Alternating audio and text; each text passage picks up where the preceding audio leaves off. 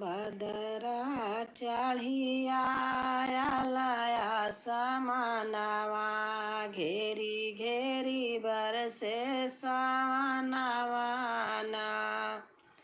भदरा चढ़िया लाया समानवा घेरी घेरी बरसे सावनवाना। झूर झूर बहे पवन पुरवैया सावन मास के चढ़ल समैया।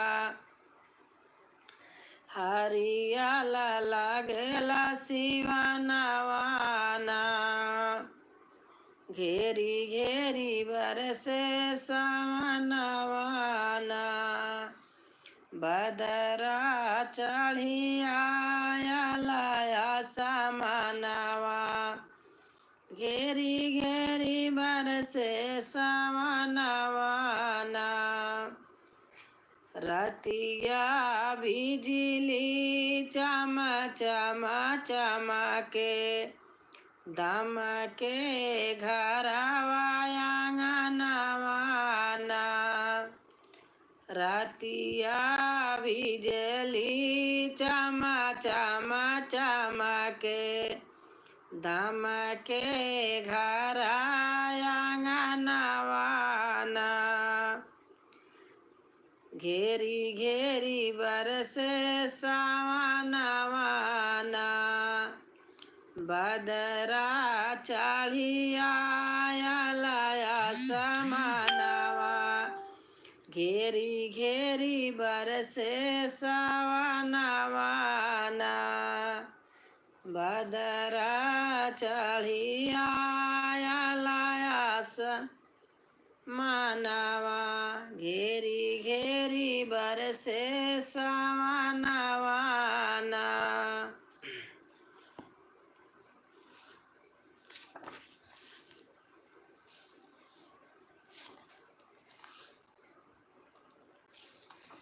चंदा जाई छिपी बदरी माँ जब से लागल सावनवाना।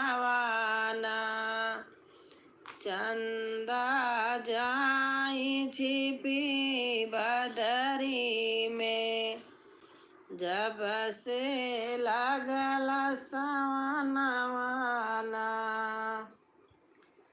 सोने की थाली में जमाना परोसूं सोने की थाली में जमाना परोसूं। चंदा जाई जेवाई बादरी माँ जब से लागल सावनवाना। चंदा जाई जेवाई बादरी माँ जब से लागल सावनवाना। चंदा जाई छिपी बदरी में जब से। चरण स्पर्श बड़े भैया राधे राधे। कैसे हैं आप? कैसे हैं भैया? कैसे हैं बहन जी? मैं ठीक हूँ भैया। थैंक यू भैया। लाइक डन है।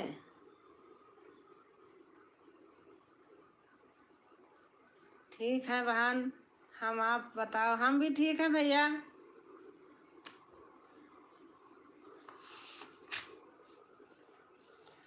बारिश हो रही है आपके यहाँ?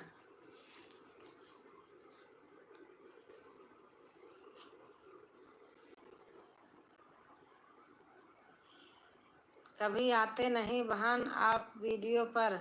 नहीं भैया आऊँगी। बीच में मेरा थोड़ा काम चल रहा था घर में तो मैं ऐसे वीडियो अपलोड करके छोड़ देती थी। देखती बहुत कम जाती थी लोगों के यहाँ। इस देख लियो मेरे पे भी नहीं आते लोग। इसीलिए काम चल रहा था। अब काम देखना है कि फ़ोन लेके बैठूं और अपने आप ही सारा काम जिम्मेवारी पे था तो करना पड़ता है।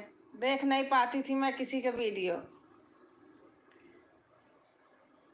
अब तो फुर्सत हो गई हूँ, अब देखूंगी, देखती हूँ। मैं गांव चली गई थी, वहाँ बहुत दिन तक रही इलाहाबाद में। वहाँ एक तो हमारा नेट नहीं चलता था, रात को थोड़ा बहुत चलता था, दिन में तो पता नहीं क्या होता था, टाइम भी नहीं मिलता था, जब खोलती थी गोल गोल घूमता रहता था। अच्छा भान जी। हाँ।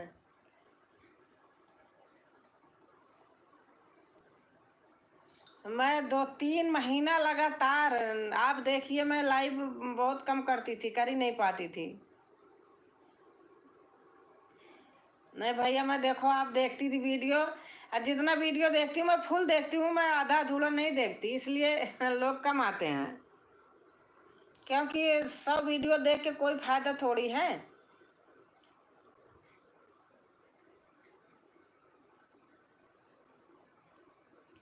और भैया खाना पीना तो हो गया होगा। अब मैं आई हूँ गाजियाबाद।